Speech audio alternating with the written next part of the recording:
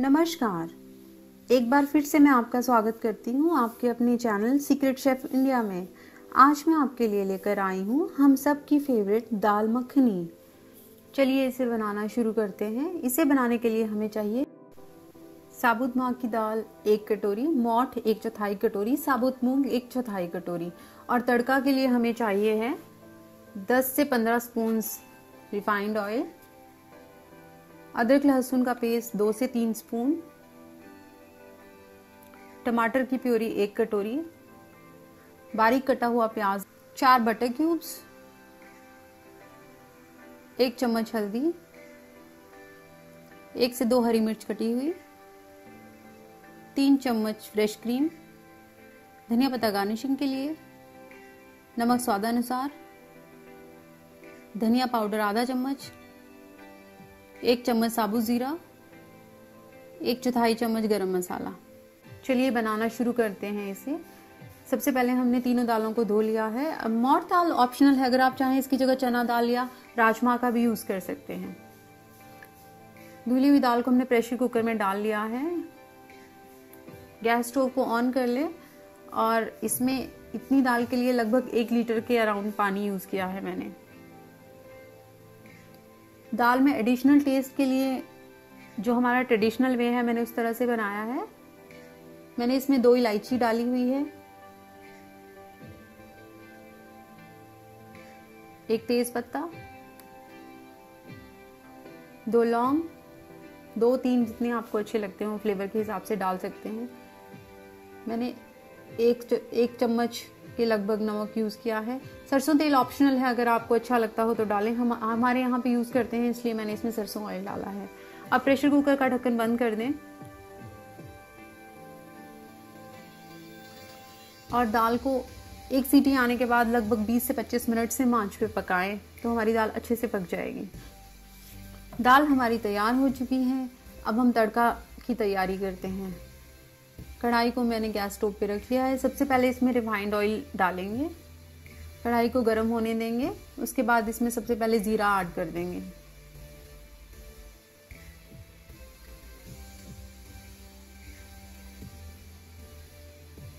आप देख सकते हैं जीरा पक रहा है। इसे हमें हल्का ब्राउन होने तक ही भूनना है।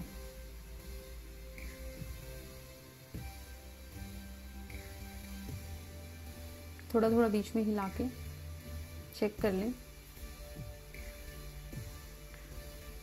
उसके बाद इसमें ऐड करेंगे अदरक लहसुन का पेस्ट,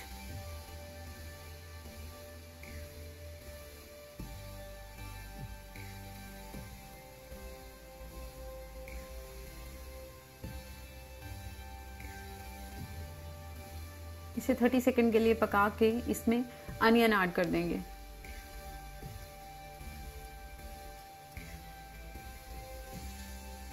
अनियन को हल्का ब्राउन होने तक पकाएंगे।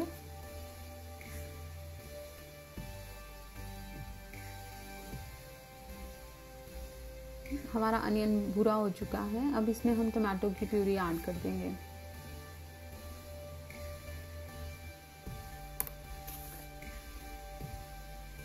टमाटो की प्यूरी इसको एक बहुत ही अच्छा टेक्सचर देती है। क्रीमी रिच टेक्सचर दाल का बहुत ही अच्छा लगता है, तभी दाल मखनी को दाल मखनी कहा जाता है। दोस्तों आप लोग कंफ्यूज बिल्कुल मत होइएगा कि मैंने बटर को तो यूज ही नहीं किया, दाल मखनी कही जा रही हूँ और मक्खन का तो कहीं यूज ही नहीं हुआ। वही तो स्पेशल है मेरी दाल में। अभी आप देखिएगा मैं मक्खन का यूज किस तरह से करती हूँ। आप देख सकते हैं हमारी दाल पूरी तरह पक चुकी है। यहाँ हमारा टमाटर भी हो चुका है।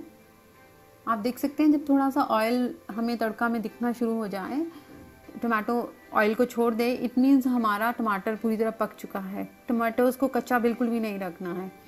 अब इसमें हम हल्दी पाउडर यूज करते हैं, हरी मिर्ची डालते हैं,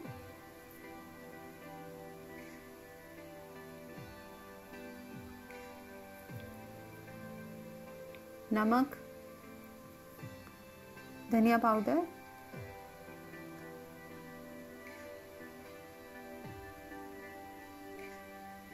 और सबको अच्छी तरह से मिक्स कर लेते हैं।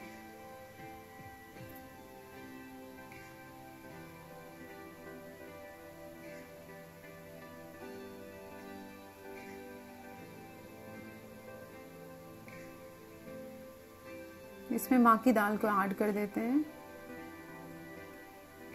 पहले इसमें हम पानी ऐड नहीं करेंगे, अच्छे से दाल को तड़के के साथ मिक्स कर लेंगे। तड़के का फ्लेवर ताकि हमारी दाल में अच्छे से आ जाए। आपको शाइनी सा टेक्सचर दिख रहा है, ये हमारी दाल में तभी आएगा अगर हमारा तड़का अच्छे से पका हुआ होगा। ऑयल की लेयर हमारे वाटर के ऊपर अच्छे से बनेगी। मैंने ऑलमोस्ट 150 ml के अराउंड और पानी यूज किया है।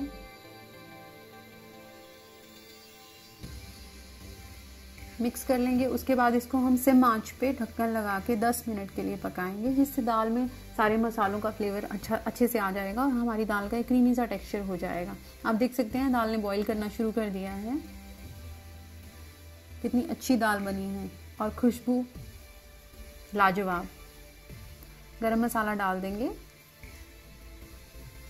और थोड़ा सा मिक्स कर लेंगे।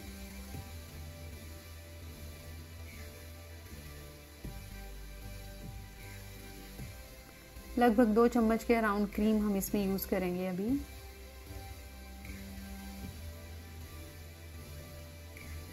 बहुत ही अच्छी खुशबू आ रही है।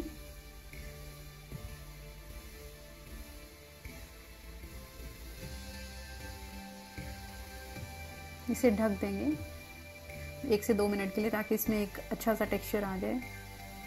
उसके बाद इसको सर्व करते हैं। चलिए,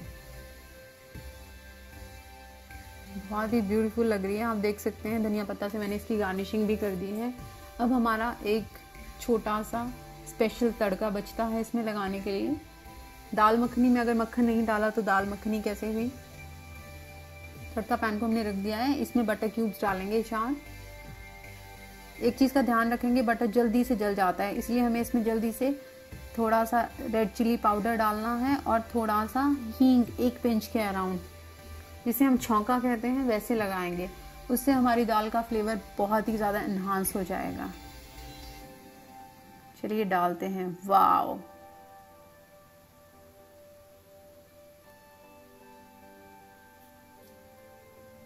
क्रीमी टेक्सचर की दाल हमारी बन गई है।